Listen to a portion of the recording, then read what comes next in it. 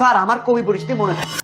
আমি যদি কবি পরিচিতি পড়ি, আমার গল্পের বইয়ের নাম মনে থাকে না, নাটকের বইয়ের নাম মনে থাকে না, আমার সাল মনে থাকে না, আমি কোনো কিছু মনে রাখতে পারি না।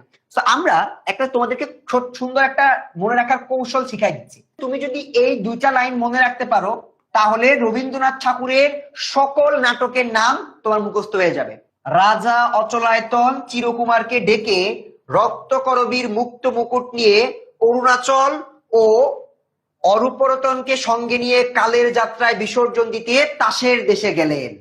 রাজা অচলায়তন, এখানে দেখো অনেকগুলো নাম। প্রথম হচ্ছে রাজা, এটা হচ্ছে রাজা, এটা একটা বইয়ের নাম। অচলায়তন এটা আরেকটা বইয়ের নাম, নাটকের নাম, ঠিক আছে। চিরকুমার এটা আরেকটার নাম, ঠিক আছে।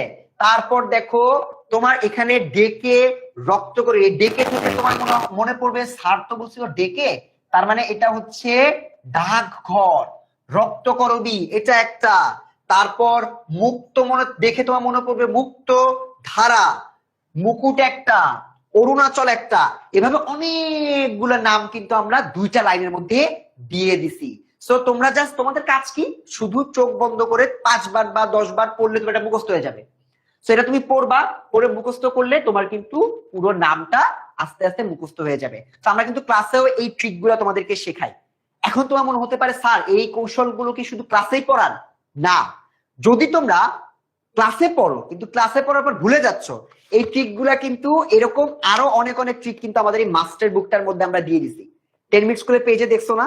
তো এই মাস্টার বুকটা খুবই স্পেশালি ডিজাইন করে স্টুডেন্টদের জন্য বানানো, যাতে করে তোমরা তোমাদের কৌশলগুলো, কুইক হ্যাকস গুলো তোমরা যেন সুন্দর করে দেখে ফেলতে পারো।